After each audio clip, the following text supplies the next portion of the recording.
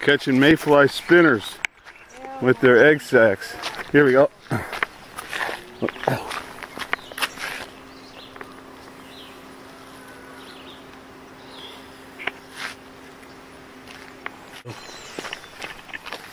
at that.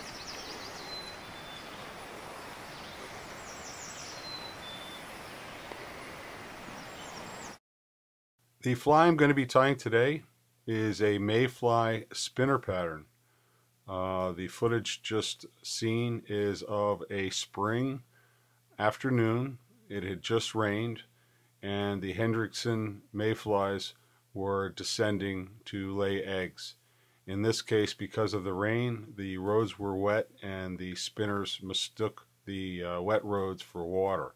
And it was an easy opportunity to capture some and show my daughter not only what the spinners look like, but their egg sacs as well.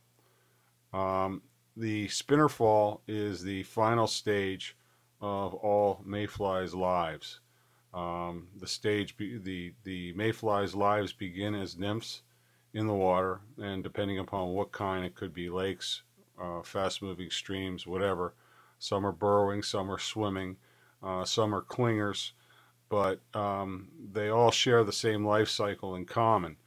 At a certain point, they will release themselves from the bottom, emerge to the top, shed their shucks, sprout wings, fly into the bushes or trees, molt again, then form giant mating swarms above the water, high in the air, and eventually drop down with their egg sacs, drop their egg sacs into the water, lie flush, and die. This is a very, very great opportunity for trout to feed with ease and really gorge themselves, because these falls happen in large numbers and the flies are easy pickings. Because of this, you get larger trout that might not attempt to come to the surface feeding on these. In the east, generally spinner falls happen towards the evening, and especially later on in the season, they will actually fall into night. The film footage at the end is a spinner fall at night. It's happening just as it gets dark, and I managed to stay out under the full moon, and I was rewarded with a very large brown trout. This is a key pattern to have in your box. I choose this brown peacock herl.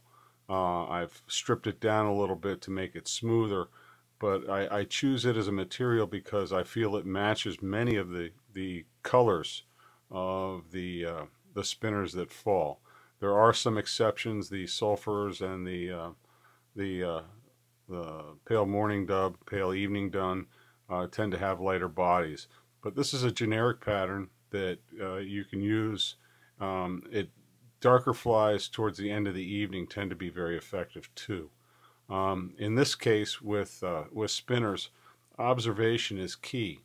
In many cases, you might see duns coming off the water, adult mayflies emerging and rising, and fish coming up for something, but it might not actually be the duns.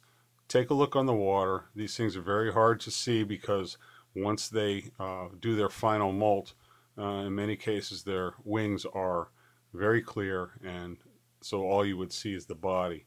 So keep an eye out on the water for signs of these, and it might tip you off, and actually the fish might not be taking the emerging duns. They might be gorging on these.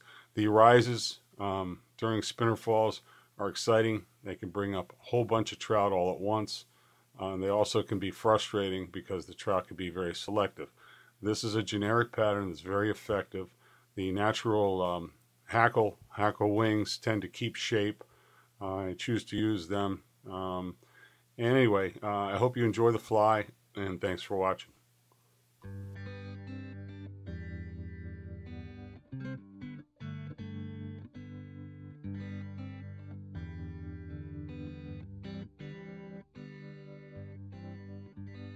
People get ready, there's a train a-coming.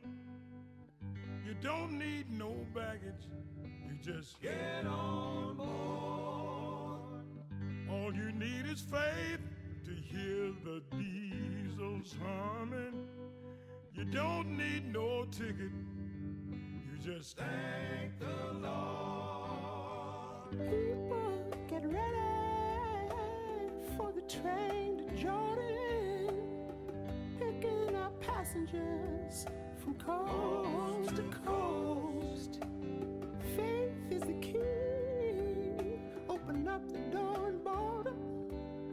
There's hope for all among those who love the most.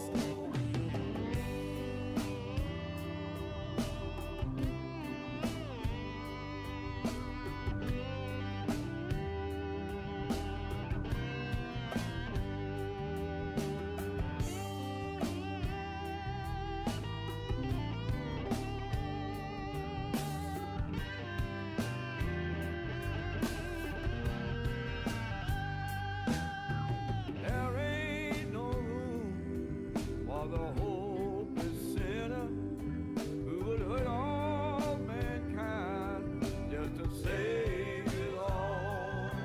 Have pity on those whose chances grow thinner. There's no hiding place against the king's throne. People, get ready, there's a train coming. Don't need no baggage, you just get on board. All you need is faith to hear the diesels humming. Don't need no ticket, you just thank the Lord. I believe, well, I believe, yeah. Oh, you got to believe. Yeah, I do. I really do.